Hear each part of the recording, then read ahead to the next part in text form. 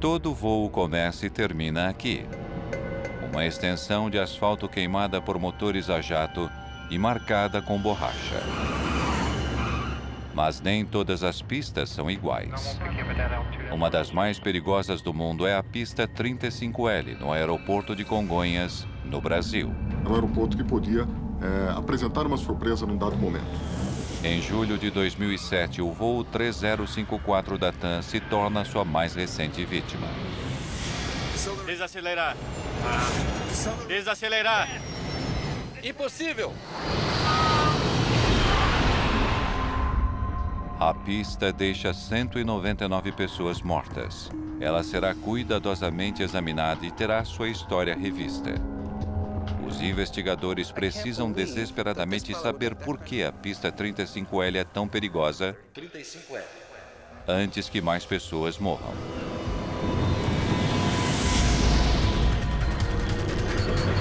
Mayday, mayday.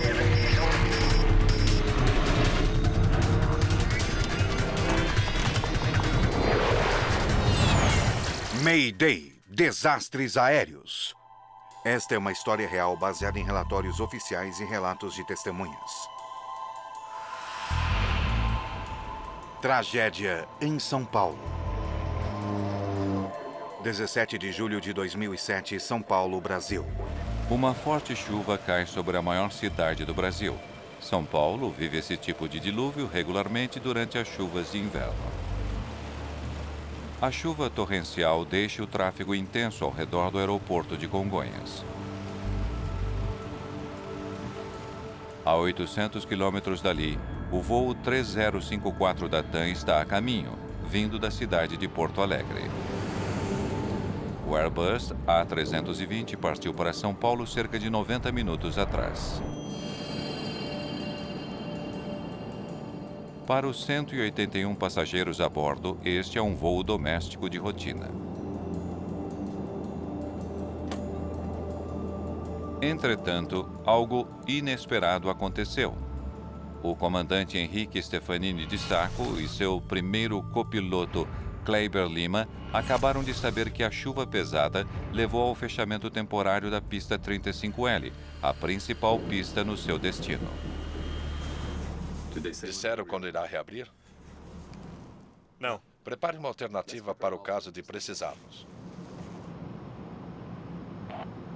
Senhoras e senhores, devido ao mau tempo, parece que não poderemos pousar em Congonhas como planejado. Falarei com vocês Novamente, quando eu tiver mais informações.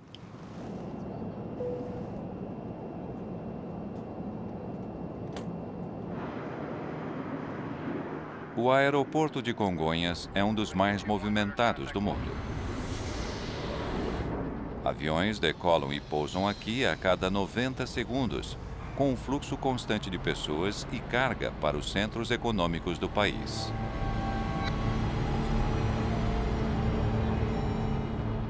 Mas Congonhas também é bastante conhecido entre os pilotos. O aeroporto fica no coração da cidade, com edifícios de apartamentos, escritórios e ruas por todos os lados.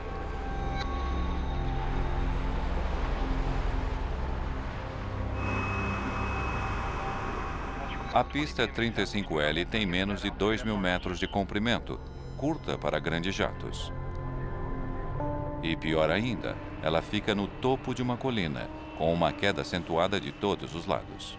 O risco que o aeroporto oferece, exatamente por conta da sua construção, por conta da sua geografia, ele não permitiria erros simples, falhas simples.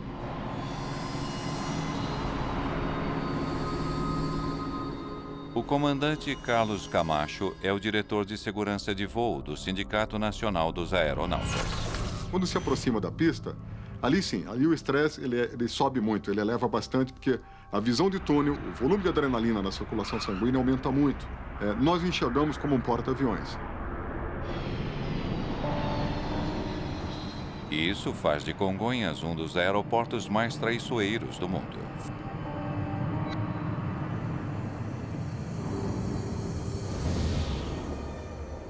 Na verdade, um avião de transporte da empresa Pantanal havia saído da pista fora de controle apenas um dia antes.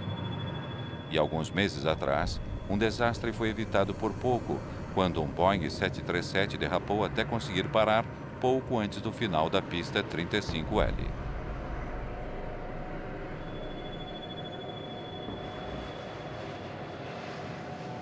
Os pilotos, ao se aproximarem para pouso, para operar em Congonhas, vinham mais preocupados do que se estivesse operando em outro aeroporto nacional. O voo 3054 está em altitude de cruzeiro ao sul de São Paulo, quando a tripulação é informada de que a pista 35L foi reaberta. 3054, a 35L é a pista para o pouso. Não será preciso fazer um desvio. Senhoras e senhores, aqui é seu comandante. Tenho algumas boas notícias para vocês. A pista em Congonhas foi reaberta. Chegaremos como programado pouco antes das 7 da noite. O alívio dos passageiros não é compartilhado pelo piloto. Stefanini tem um desafio adicional neste voo. Lembre-se que temos apenas um reversor. Sim. Só o da esquerda. Ele terá de pousar em um dos aeroportos mais desafiadores do mundo, com uma possibilidade de frenagem menor do que a de costume. Um dos dois reversores de empuxo do Airbus não está funcionando. Eles são projetados para desacelerar a aeronave durante o pouso por meio da reversão dos motores. Fosse eu o piloto no dia daquele acidente, eu estaria deveras preocupado sabendo que um dos reversores da minha aeronave não estaria operando. TAM 3054, permissão para pouso na 35L. Stefanini irá pousar na notoriamente perigosa 35L. A pista está molhada e escorregadia, ventos de 3308 nós. E quando o avião da TAM que vinha para pouso, ele foi informado que a pista apresentava condições de baixa aderência. O Airbus está em fase final de aproximação. Ainda que o piloto automático pudesse levar o avião até a pista, o comandante decide assumir os controles. Pouso no modo manual. Ele quer usar a maior extensão de pista possível. Ele precisa de cada centímetro que conseguir dela. 35L. 35L. O grande problema que se apresentava era, após o toque da aeronave na pista, que os pilotos tinham que ter a certeza de que realmente conseguiriam parar o seu avião sobre a pista, os seus aviões sobre a pista. Os passageiros sabem apenas que em breve eles estarão pousando.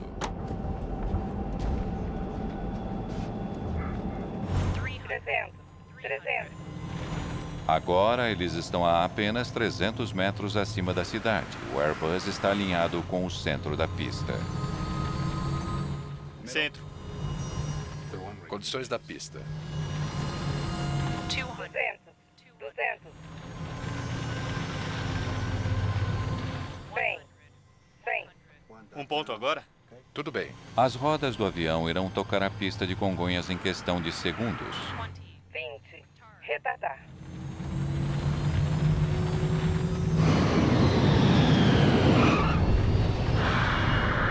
Mais importante é o ponto do toque da aeronave. Quando a aeronave toca no solo, é a partir dali que o grande conflito do pouso se instala. O comandante Stefanini usa a potência reversa para o único reversor que funcionava no A320. Ele tinha realmente que ser imediato nas suas ações. Tinha que comandar o reverso operacional, aquele motor que estava com o reverso bom, o mais rápido possível. Tinha que iniciar a desaceleração da aeronave. Mas a velocidade do avião não está diminuindo.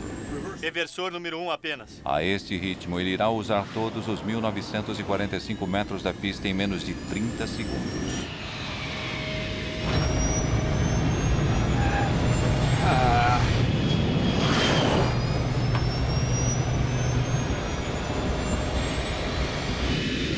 Desacelerar. Impossível. A opção dos pilotos seria operar o sistema manual de freios e foi o que eles fizeram, que é através dos pedais, tá? Pressionar os pedais muito e bastante por muito tempo. Deixa. Agora, Veja.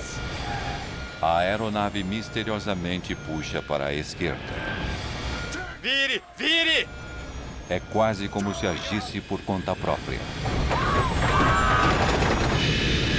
Meu Deus! Meu Deus!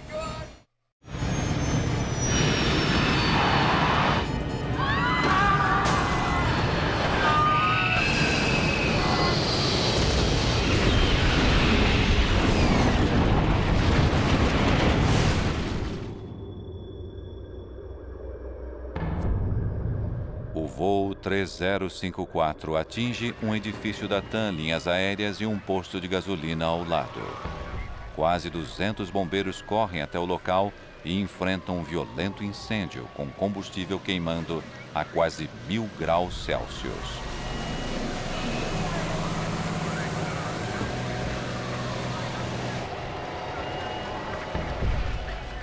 A devastação deixa o Dr. Douglas Ferrari horrorizado.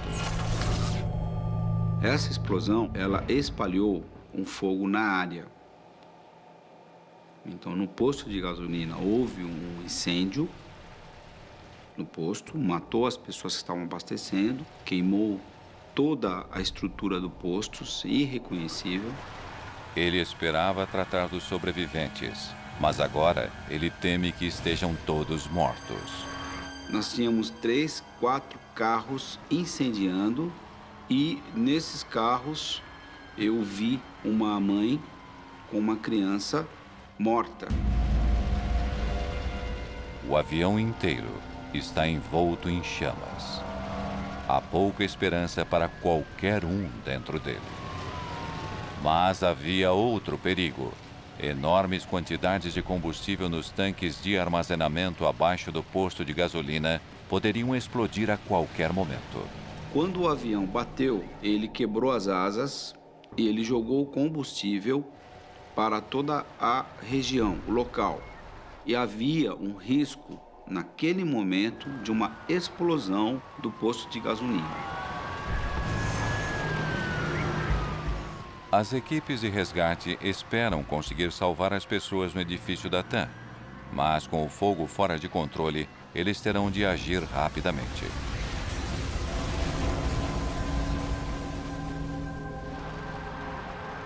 Então a gente conseguia retirar pessoas lá dentro, estava naquela adrenalina de entrar na sala, de atender as pessoas.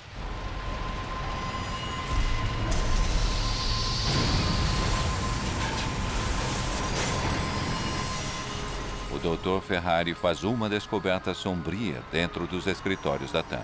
A asa do avião e o avião impactaram e ela não permitiu a saída, o avião não permitiu a saída dessas pessoas.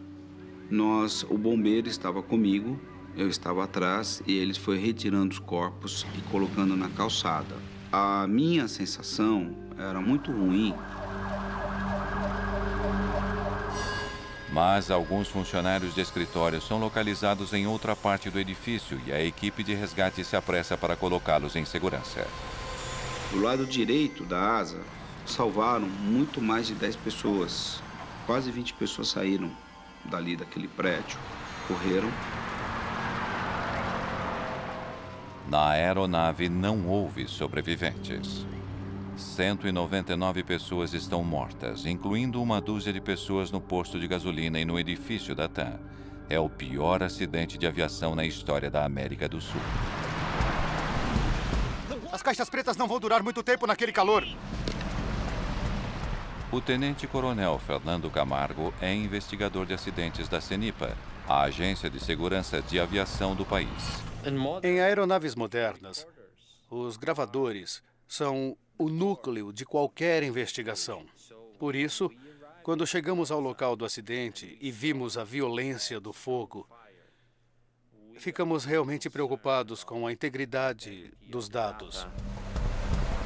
Ele sabe que o calor intenso já poderia estar prejudicando os gravadores de voz e dados do voo. Provas valiosas que poderiam ajudar a explicar o acidente podem então estarem perdidas.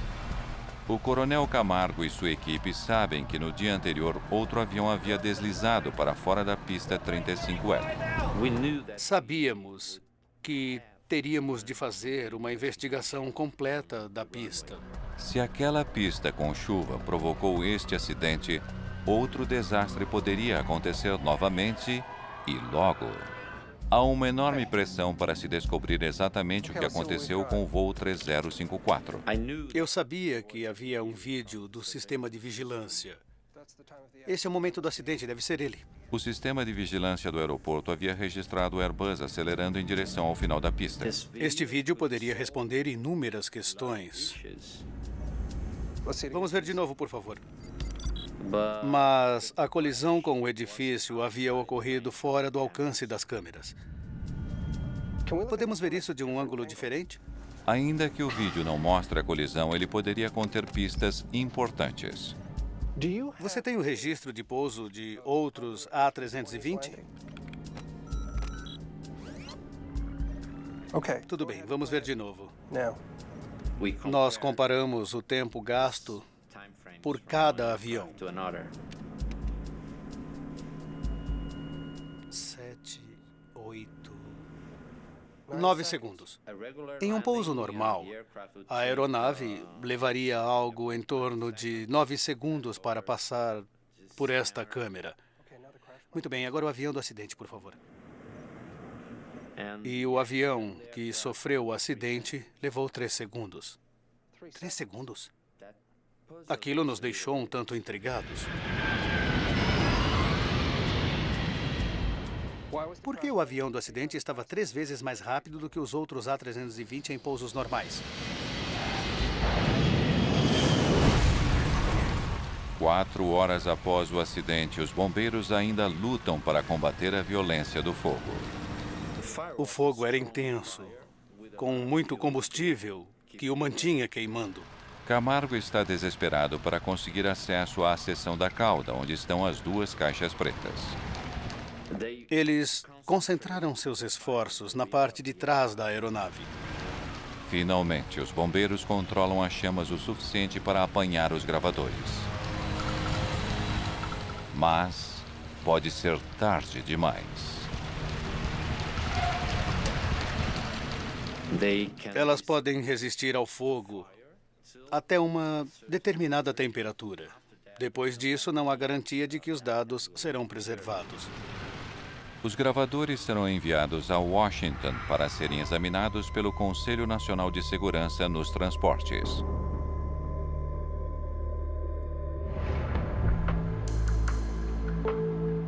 Os investigadores podem então focar na perigosa pista 35L. Eles examinam a superfície em busca de pistas que possam explicar por que o voo 3054 perdeu o controle.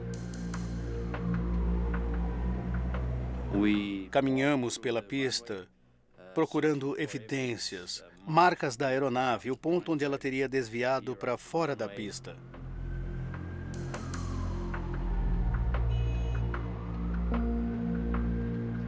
Ainda está molhada. A água formou poças, o que não deveria acontecer em uma pista moderna. Essa lâmina d'água, ela em contato com o trem de pouso, com o pneu, ela pode criar aquilo que nós chamamos de hidroplanagem ou aquaplanagem, como queira. E esse é um inconveniente, porque naquele momento o piloto terá pouca ou nenhuma controlabilidade da sua aeronave. Camargo e sua equipe se perguntam por que existe água acumulada na pista. Eles estudam arquivos da agência do governo que administra o aeroporto de Congonhas e descobrem que a pista 35L fora totalmente recapeada apenas um mês antes do acidente. Em 2007, a pista havia passado por uma reforma e ela vinha oferecendo um nível de aderência muito baixo. Havia muitos reportes, muitas informações de derrapagens. Durante anos, os pilotos tinham se queixado sobre as condições escorregadias daquela pista. Eles sabiam que a superfície precisava ser refeita. Isso porque ela permitia o acúmulo de água. 35L, 35L. A pista tinha sido recapeada e isso deveria ter resolvido o problema da água. Ela tinha sido reaberta apenas algumas semanas antes do acidente. A nova superfície parecia ser uma grande melhoria. O aeroporto tinha operado por cerca de um mês, com tempo seco, sem problema algum. E então, 3 dias antes do acidente, houve chuva pesada.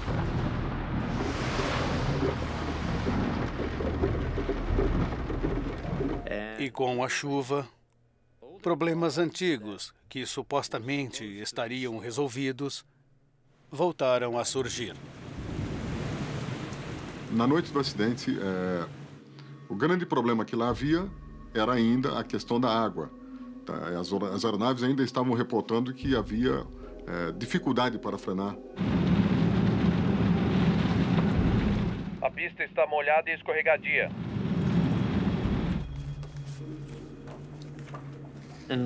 Em tese, não havia mais depressões na pista que permitissem o acúmulo de água. Então, o que poderia estar causando aquele acúmulo de água? Ele descobre que os trabalhos de reparação não incluíam um recurso crítico de segurança. As ranhuras seriam feitas em uma data posterior. Não é de admirar que esteja molhada. Sulcos especiais levam a água para fora da pista. Sem eles, a água da chuva forma poças. E essa reforma, ela ainda carecia de amadurecimento da pista. Era uma dificuldade grande para se poder, inclusive, interromper por mais tempo a operação do aeroporto, da pista principal, para que se pudesse fazer a instalação, a implantação dos groovings.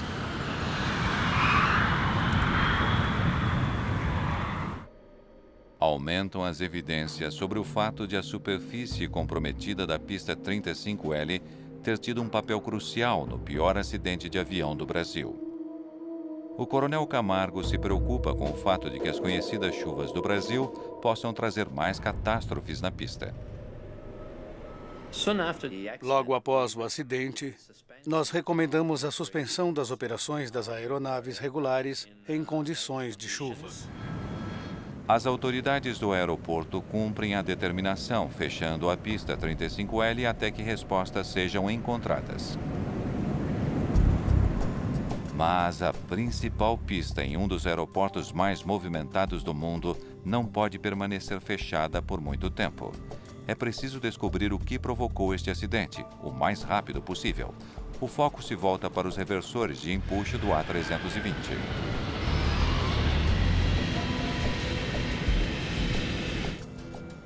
Os registros de manutenção do avião revelam por que apenas um deles estava funcionando.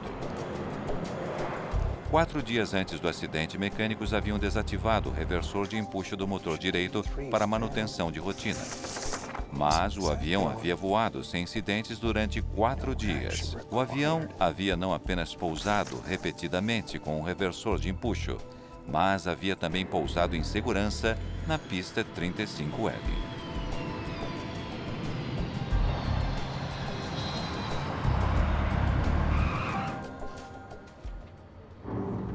Este avião pousou na mesma pista naquele dia com os mesmos problemas. Ele tinha apenas um reversor de empuxo, apenas um reversor.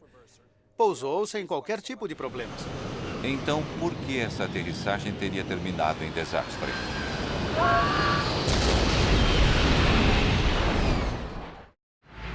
O coronel Fernando Camargo viaja para Washington, Distrito de Colômbia, onde técnicos no Conselho Nacional de Segurança nos Transportes irão ajudá-lo a tentar recuperar os dados armazenados nos gravadores de dados do voo 3054, bastante danificados pelo fogo. Primeiro, eles procuram um chip sensível à temperatura que poderia lhes dar uma ideia dos danos causados pelo calor. Existe um indicador que muda de cor se exposto a uma temperatura superior à qual foi fabricado para suportar. Ainda que as caixas sejam projetadas para sobreviver a um fogo violento de até 1000 graus Celsius, a aparência do chip é preocupante. As placas tinham sido submetidas a um incêndio que ultrapassava os seus limites. Eles testam a placa de circuito para verificar se a memória sobreviveu. Sem os dados, a investigação sobre o voo 3054 seria realmente comprometida. O coronel Camargo pode então nunca saber por que 199 pessoas morreram no aeroporto mais movimentado do Brasil. Entretanto, o teste com a placa de circuito lhes dá esperança. Temos alguma coisa. Felizmente, tudo dá certo e conseguimos recuperar 100% dos dados. As informações lhes fornecem um quadro do desempenho do avião. A velocidade está boa. Nos segundos críticos antes do acidente, Eles desceram. Os freios foram acionados, freios acionados.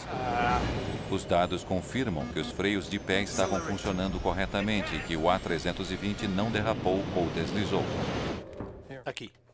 Aqui. E então Camargo descobre que os dois motores do avião estavam inexplicavelmente operando um contra o outro. Motor 1. O motor esquerdo do avião estava em reverso para ajudar a desacelerar a aeronave. Mas o motor direito, com o reversor de empuxo com problemas, Está acelerando. estava fazendo o oposto. Deveria estar em marcha lenta. Em vez de desacelerar, ele estava acelerando para uma velocidade de decolagem. Desacelerar. Impossível! Desacelerar. Impossível! Com um motor com potência total, os pilotos não tiveram chance de parar o avião a tempo. A aeronave estava freando. Meu Deus! Veja isso! Mas ela levaria cerca de mais 1 quilômetro para parar. O empuxo desigual levou o avião para a esquerda. Vire! O motor direito estava, na verdade, aumentando a potência. Não havia qualquer meio disponível para que o piloto evitasse que a aeronave virasse para a esquerda. Então, o segundo motor estava acelerando quando deveria estar em idle, que é o ponto morto. Isso explicaria o desvio para a esquerda, não? E o que isso significa? Agora o coronel Camargo precisa descobrir por que o motor direito estava com potência total quando deveria estar em reverso. Naquele momento, poderíamos estabelecer, a grosso modo, duas principais linhas de investigação. Uma, falha mecânica. E a outra, erro do piloto. O coronel Camargo chama duas investigadoras que lidam com fatores humanos. A tenente-coronel Márcia Fager e a primeira-tenente Vanessa Dias. O piloto é Henrique Stefanini de Sacco, 53 anos, de São Paulo. Horas de voo 13.654. Na verdade, o piloto que estava no comando, ele era um piloto muito experiente e conhecia muito bem o avião. Seu copiloto era Aguilar Kleiber Lima, 54 anos, de Porto Velho. 14.760 horas de voo. Quando o piloto vai para a rota, ele já tem o treinamento adequado para ter um desempenho satisfatório, inclusive para as emergências. Seu trabalho é determinar se a tripulação de alguma forma cometeu um erro que poderia ter levado um motor a ficar em potência total. Na máquina, tem programado, foi projetado, então você já pode ir direto ao ponto. Com o ser humano, como é muito diversificado, cada ser humano tem uma forma de pensar, uma maneira de agir, é um desafio nosso a mais a entender. Mas eu não consigo acreditar que esse piloto cometeria esse tipo de erro. Agora a equipe que lida com fatores humanos deve conduzir um estudo psicológico da tripulação para entender como eles poderiam ter cometido um erro fatal. A gente tenta recriar, através da história da pessoa, de cada um dos tripulantes, da experiência que eles tinham. Senhoras e senhores, aqui é seu comandante. Tenho algumas boas notícias para vocês. Criar um cenário para imaginar o que se passou dentro da cabine. O coronel Camargo ainda acredita que o mais provável é que tenha havido falha mecânica. Ele volta então sua atenção para a mecânica complexa que liga os manetes aos motores. Ele precisa determinar se uma falha ali teria levado ao misterioso aumento de potência.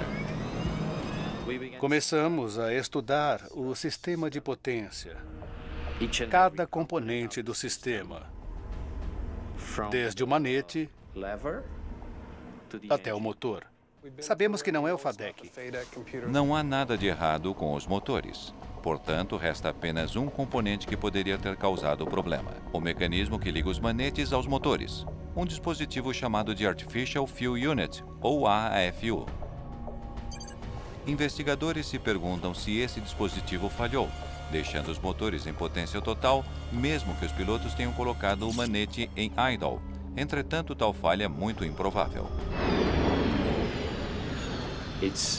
É realmente uma possibilidade remota.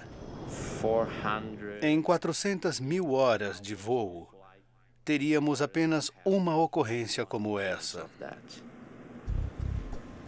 Ainda assim, ele precisa excluir o AFU como possível causa do acidente. Mas ele nem mesmo sabe se a unidade poderá ser encontrada em meio aos destroços. Computadores, todos os equipamentos, tudo havia desaparecido. Felizmente, uma das poucas peças que sobreviveram ao incêndio é a peça que os investigadores precisam: o AFU. Ele é enviado para um laboratório especializado capaz de fazer a varredura do metal em busca de marcas microscópicas. Ele havia sido danificado de uma forma que ainda nos permitia trabalhar com ele e, portanto, verificar algumas coisas. O scanner em 3D permite verificar cortes ou arranhões que indicariam que o dispositivo falhou. Estou procurando quaisquer marcas incomuns nesta área.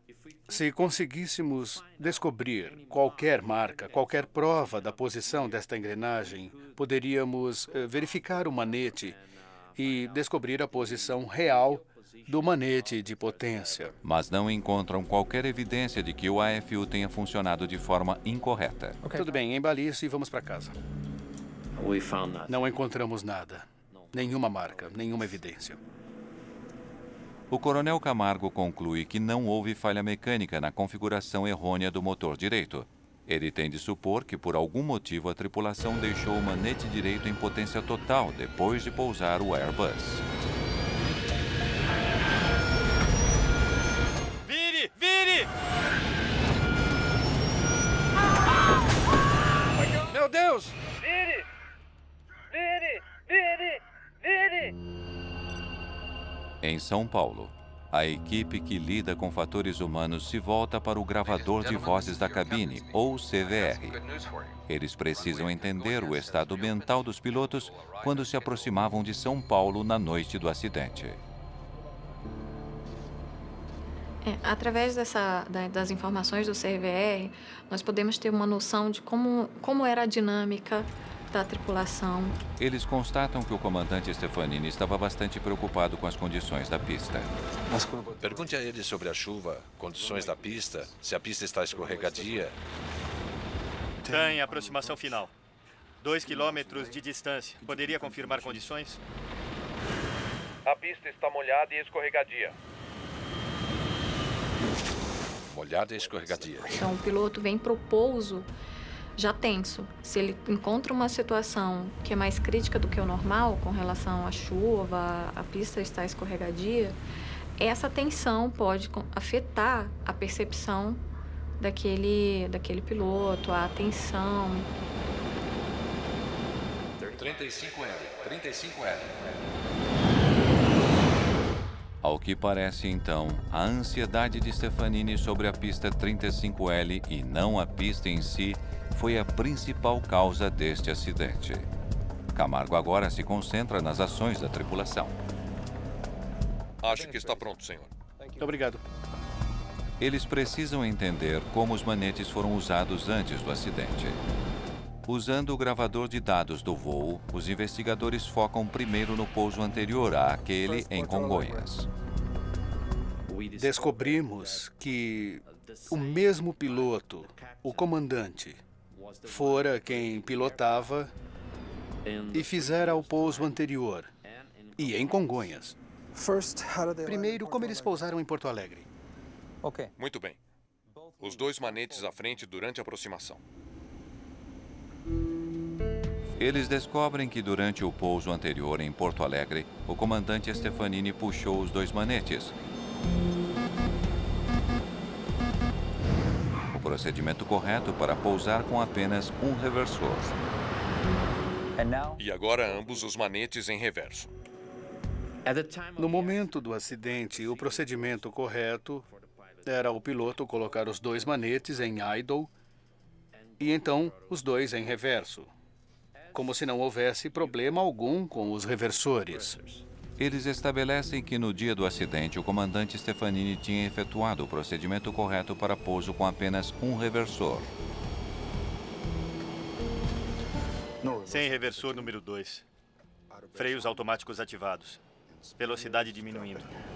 Aquilo realmente me intrigou, porque o comandante conhecia o procedimento. Ele seguira o procedimento correto horas antes, durante o pouso anterior. Então, o que ele teria feito de forma diferente 2h30 mais tarde em São Paulo? Agora, Congonhas. Manete esquerdo em idle. Os dados mostram que o comandante Stefanini lidou com os manetes Em seguida em reverso. de forma muito diferente em seu pouso em São Paulo. 20, retardar.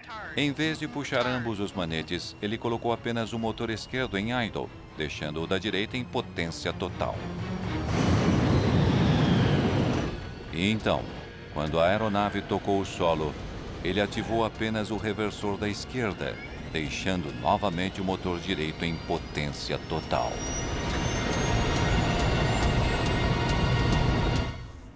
Isso é muito diferente. Eu não entendi.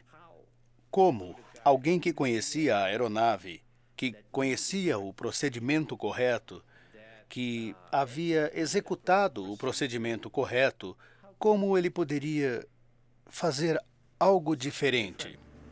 Não parece fazer sentido.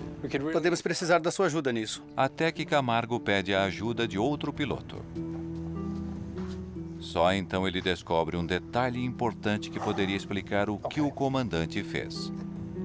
Havia um procedimento mais antigo e ultrapassado para o pouso de um A320 com um único reversor. Poderia demonstrar isso, por favor? O começo é igual, mas há uma diferença importante. O antigo procedimento consistia em levar os dois manetes para idle e, em seguida, apenas o manete correspondente ao motor com o reversor em operação normal seria levado para a posição reversa. Mas não foi isso que o comandante Stefanini fez. Ele deixou o motor direito em potência total em vez de trazê-lo para idle. Se ele estava tentando o procedimento antigo, ele não o fez.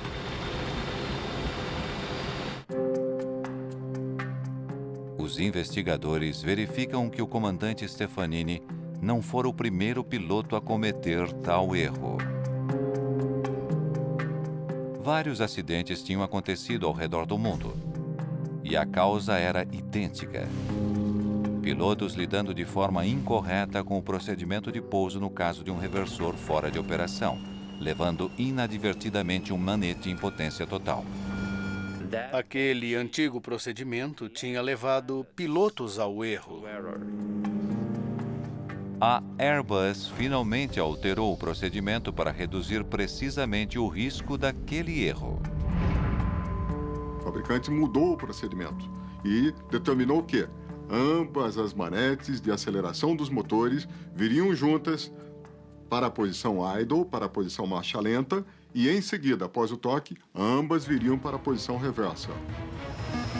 O comandante Stefanini estava familiarizado com o procedimento novo e com o antigo para pouso com reversor com problema. Ao que parece então, no voo 3054 é que ele pode ter tentado usar o antigo procedimento. A pergunta dos investigadores é: por quê? Os investigadores ainda não conseguem entender por que a tripulação do voo 3054 deixou um motor com potência total depois de tocar o solo. Eles entenderam errado? Mas depois de entrevistar outros pilotos, eles realmente entendem por que usar o método antigo teria feito sentido naquele dia chuvoso em Congonhas. Ele faria o avião parar muito mais rapidamente do que o procedimento novo. Isso poderia explicar por que o comandante teria usado um procedimento antigo. Ele acreditou que fosse mais eficiente do que o atual. Os investigadores imaginam que, em reação à piora das condições climáticas em Congonhas, Pista molhada, um reversor. Vou ganhar um pouco de pista e usar o procedimento antigo. ele estava tentando garantir que eles teriam a maior extensão possível para parar sobre a conhecida pista 35L, mas ele cometeu um erro que custou muito. Nessas circunstâncias, Lembre-se, temos apenas um reversor. Um reversor, voo manual, molhada, um reversor, voo manual. é completamente compreensível que ele tenha tentado um procedimento antigo e, sob tamanha pressão, tenha cometido um erro.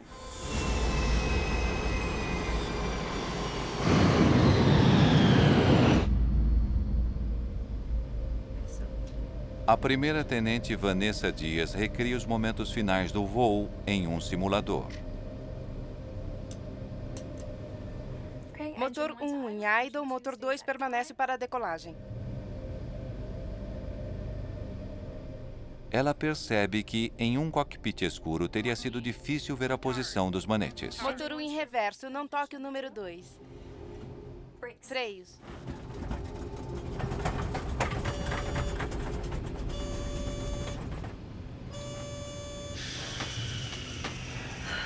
Muito bem. Terminamos. No simulador, nós temos como programar toda a circunstância. Então, colocar o horário próximo como estava acontecendo, nublado, chovendo, com a pista molhada, com a pista escorregadia, com a circunstância dos manetes estarem na posição. E nessas circunstâncias, nós também saímos da pista e tivemos um acidente no simulador. Agora, a Tenente Dias acredita entender por que o voo 3054 da TAM terminou em tragédia. O comandante Stefanini fez tudo o que podia para garantir que o A320 pousasse na pista 35L com a maior extensão de pista à sua frente quanto possível. Pouso no modo manual. Mas a perspectiva de pouso na traiçoeira pista o tinha deixado tão tenso que ele cometeu uma falha em um procedimento simples. É possível que essa tensão possa bloquear uma resposta motora dele que seja necessária, pode afetar a prontidão que é necessária para dar um retorno.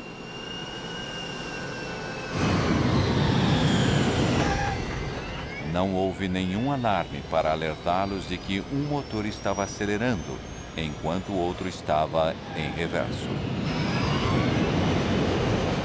O copiloto Lima tentou descobrir o que estava errado.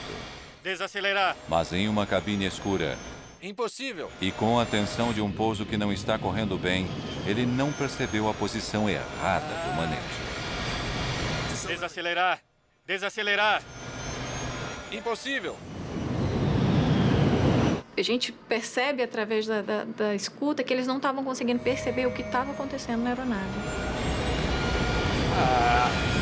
Veja isso. Uma pista com uma reputação perigosa deixou a tripulação tão tensa que eles cometeram um erro que acabou matando 199 pessoas. Meu Deus! Meu Deus!